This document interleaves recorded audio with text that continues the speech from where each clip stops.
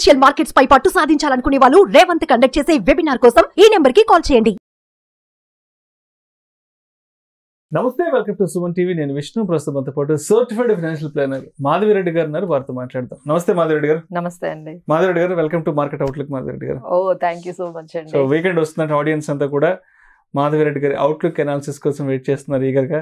And ఇవాళ ఒకసారి మన మార్కెట్ల గురించి చూసినట్లయితే నిఫ్టీ ఏమో 25,200 టచ్ అయిపోయింది. అండ్ సెన్సెక్స్ ఏమో 82,600 కూడా టచ్ అయిపోయింది. ఏంటి మార్కెట్ల ర్యాలీ ఇక ఎలా ఉండబోతుంది అంటారు అసలు? సో లాస్ట్ 3 సెషన్స్ నుంచి మార్కెట్ అయితే చాలా పాజిటివ్ గా ఉందండి. సో దానికి మెయిన్ మన గ్లోబల్ ఇండికేషన్స్ మనకి చాలా పాజిటివ్ గా వచ్చాయి. లైక్ యుఎస్ అన్ఎంప్లాయ్మెంట్ డేటా తీసుకోండి మీరు, యుఎస్ జీడిపి డేటా కానీ, లేకపోతే యుఎస్ అక్కడ నుండి వచ్చే హోమ్ సేల్స్ డేటా కానీ అంతా కూడా కొంచెం బ్యాలెన్స్డ్ గానే వచ్చిందండి. అంటే రెసిషన్ ఫియర్స్ కొంచెం తగ్గుతున్నట్టుగా వాళ్ళ డేటా అయితే మనకి జీడిపి కానీ, లేకపోతే జాబ్ క్లెయిమ్స్ కానీ, అన్ఎంప్లాయ్మెంట్ డేటా కానీ కొంచెం బ్యాలెన్స్డ్ గా వచ్చేటప్పటికి ఆ గ్లోబల్ పాజిటివిటీ అనేది మనకి మార్కెట్ కొంచెం సపోర్ట్ చేసింది.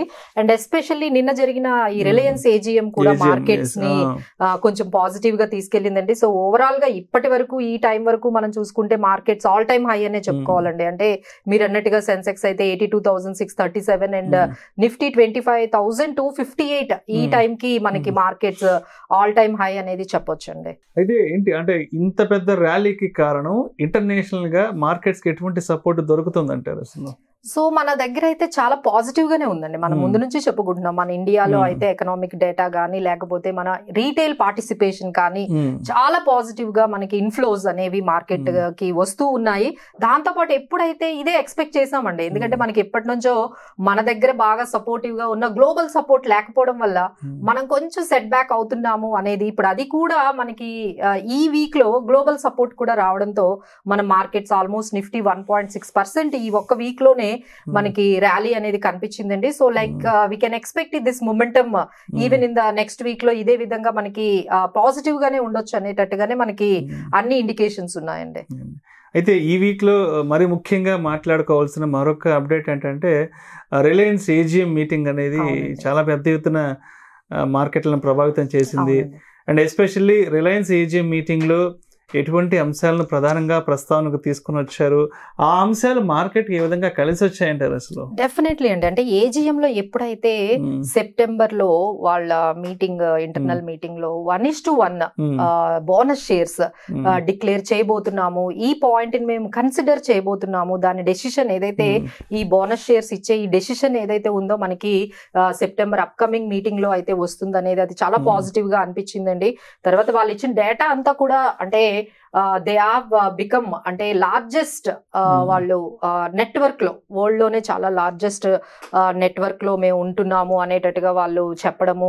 తర్వాత ఒక ఎక్కువగా మొత్తం అంతా కూడా ఆర్టిఫిషియల్ ఇంటెలిజెన్స్ అనే కాన్సెప్ట్ మీద మాత్రమే ఏజిఎం నడిచినట్టుగా మనకు కనిపిస్తుందండి. అంతా కూడా వాళ్ళ అంటే ఇప్పటి వరకు మనం జియోని ఏ విధంగా చూసాము, ఫైబర్ నెట్వర్క్ కానీ, లేకపోతే ఈ డేటా తర్వాత రీఛార్జెస్, లేకపోతే మొబైల్ నెట్వర్క్, ఇవి మనము 5G 4G ఈ విధంగా మనము చూసామండి. ఇప్పుడు వాళ్ళ కాన్సన్ట్రేషన్ అంతా కూడా ఆర్టిఫిషియల్ ఇంటెలిజెన్స్. ఆయన పదే పదే దీని గురించే చెప్తున్నారండి. సో కొత్తగా జియో బ్రెయిన్ అనే ఒక కాన్సెప్ట్ ని వాళ్ళు ఇంట్రడ్యూస్ చేయబోతున్నారు. అండ్ ఎవరైతే కొత్త యూజర్స్ ఉన్నారో వాళ్ళకి ఒక క్లౌడ్ స్టోరేజ్ కూడా ఒక 100 GB వాళ్ళు ఇస్తున్నట్టుగా అనౌన్స్ చేశారు. So these are all very positive గానే మొత్తము ఏజిఎం అంతా కూడా చాలా ఎంకరేజింగ్ అయిందండి. సో దానివల్ల కూడా మార్కెట్స్ మనకి ఆ పాజిటివిటీతోనే మార్కెట్స్ రిలయన్స్ పెరిగింది, 3,000 అబౌవ్ ఉంది. సో దాంతో నిన్న మార్కెట్స్ కొంచెం పాజిటివ్ గానే ఈ రిలయన్స్ న్యూస్ వల్ల, ఈ ఏజిఎం నుండి వచ్చిన ఈ ఇన్పుట్స్ వల్ల మార్కెట్స్ కొంచెం పాజిటివ్ గానే తీసుకున్నాయండి. సెబీ నుంచి కూడా మరొక అప్డేట్ ఏదో వచ్చినట్టుంది. ఆల్మోస్ట్ ఒక F&O ట్రేడింగ్ కి సంబంధించి ఒక 6,000 వరకు కొన్ని ఇన్పుట్స్ ఏవో తీసుకున్నారు. దానికి సంబంధించిన ఇంప్లిమెంటేషన్ ఏంటనేది కూడా అనౌన్స్ చేస్తారు. ఏంటి సెబీ నుంచి వచ్చిన కొత్త అనౌన్స్మెంట్ ఏంటి అసలు? అంటే ఫిన్టెక్ అనే ఒక ప్లాట్ఫామ్ మీద సెబీ చైర్మన్ ఏం చెప్పారంటే, ఏదైతే ఈ కన్సల్టేషన్ పేపర్ గురించి మనం ఆల్రెడీ లాస్ట్ ఒక ప్రోగ్రామ్ లో మాట్లాడుకున్నామండి. సో ఈ ఏదైతే F&O ట్రేడింగ్ గురించి ఏం చేయాలి, ఇంత ఎక్కువగా స్పెక్యులేషన్ అవుతుంది కాబట్టి సో దాన్ని ఎలా తగ్గించాలి, ఈ లాసెస్ ఎవరైతే ఎక్కువగా 90% ట్రేడర్స్ ఎవరైతే లాసెస్ అవుతున్నారో వీటిని ఎలా క్రబ్ చేయాలి అనే దాని గురించి వాళ్ళకి ఒక కన్సల్టేషన్ పేపర్ అనేది వచ్చిందండి. సో దాని మీద వాళ్ళకి ఆ కన్సల్టేషన్ పేపర్ మీద ఆల్మోస్ట్ 6,000 స్టేక్ హోల్డర్స్ నుంచి డిఫరెంట్ ఒపీనియన్స్ అనేవి వాళ్ళు రికార్డ్ చేసుకున్నారండి. అంటే they have given their suggestions and advises on these consultation papers. ఏంటంటే ఈ క్యాలెండర్ స్ప్రెడ్ ని కొంచెం తగ్గించడము, లేకపోతే ఈ ఏదైతే మార్జిన్స్ ఏవైతే ఉంటాయో ఎక్స్పైరీ టైంలో, ఎస్పెషల్లీ ఎక్కువగా ఎక్స్పైరీ టైంలో ట్రేడింగ్ అవుతుంది. సో ఆ టైంలో కొంచెం మార్జిన్స్ ముందుగానే కలెక్ట్ చేయడము, అలాగనే ఆప్షన్స్ ప్రీమియమ్స్ ఫ్రంట్ ఎండ్ లోనే కలెక్ట్ చేయడము, ఇలా తర్వాత ఈ స్ట్రైక్ ప్రైజెస్ ఇవన్నీ కూడా వాటి గురించి చాలా వరకు మనం మాట్లాడుకున్నామండి. సో వాటి గురించే అందరి దగ్గర నుంచి ఇన్ఫర్మేషన్ అయితే వచ్చింది అని మనం చెప్పారు. సో దాని మీద ఇక డెసిషన్ మేకింగ్ ఒకటే, మేబీ వీఆర్ వెయిటింగ్ ఫైనల్ గా ఈ డెసిషన్స్ ఏ విధంగా ఉంటాయి, వీళ్ళు ఇచ్చిన ఈ సజెషన్స్, ఈ 6,000 స్టేక్ హోల్డర్స్ ఇచ్చిన ఈ సజెషన్స్ తీసుకొని వాళ్ళ డెసిషన్స్ ఏ విధంగా ఉండబోతుందని మనకి మేబీ ఫ్యూచర్ లో తెలియచ్చు.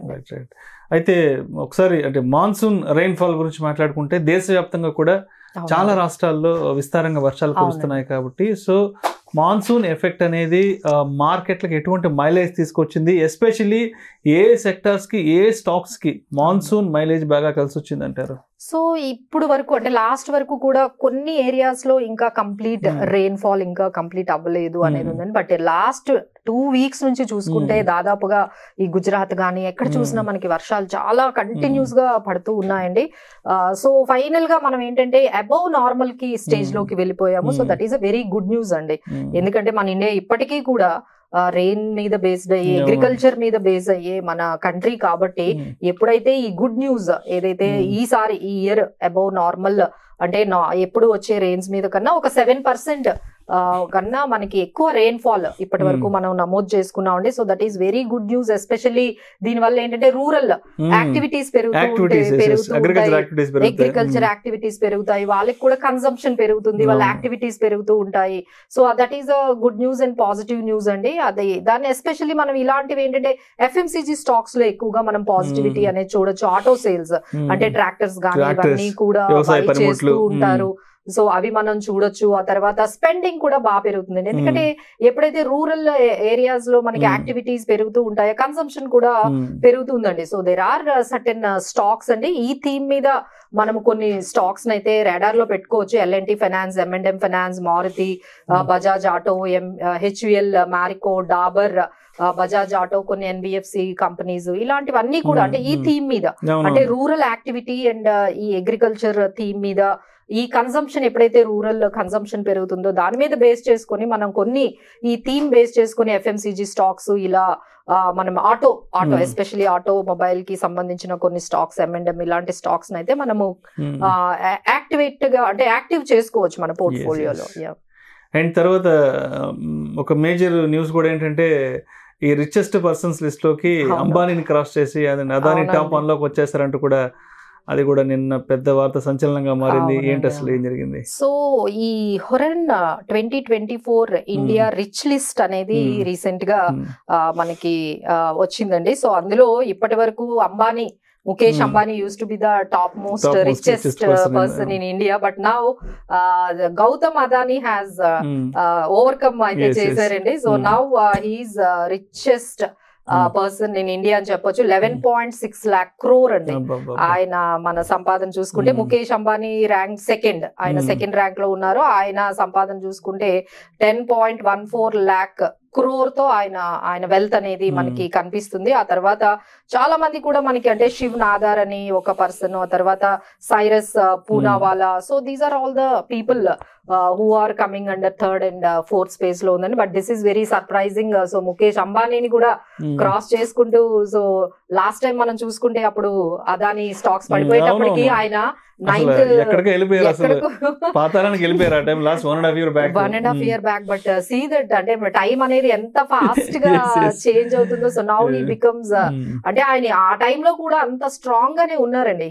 So again he comes back to the same normal గా, అది కూడా ఎంత ఫాస్ట్ గా ఇంత తక్కువ టైంలో. So now he become India's richest person that is Adani గారు అని చెప్పొచ్చు. మరొక మేజర్ న్యూస్ ఏంటంటే రిలయన్స్ బోనస్ షేర్స్ కి సంబంధించిన ఆర్టికల్ కూడా చూసాను నేను. అవునండి, అవును. సో ఈ బోనస్ షేర్స్ అదేనండి మనం చెప్పుకున్నాము. సో వాళ్ళు 2017 అంటే ఇప్పటికీ 1:1 బోనస్ షేర్స్ ఇవ్వడం అనేది ఎవ్రీ 4-5 years కి ఒకసారి మనకు కనిపిస్తుంది. సో ఈ 2024 లో అయితే 1:1 అంటే ఎవరికైతే ఒక షేర్ ఉంటుందో దానికి ఈక్వలెంట్ గా ఇంకొక బోనస్ షేర్ అనేది వాళ్ళు ఇవ్వబోతున్నారండి. That is a very good news for all the, అంటే రిలయన్స్ లేని వాళ్ళు అంటే ఎవరు ఉండరు కదా పోర్ట్ఫోలియోలో. డెఫినెట్ గా అందరికి రిలయన్స్ షేర్స్ అనే ఉంటాయి. So you can get 1 more bonus share. దాని గురించి కన్ఫర్మేషన్ మనకి సెప్టెంబర్ లో వస్తుందండి. తర్వాత జీడిపికి సంబంధించిన రేటింగ్ విషయం కూడా ఒకటి.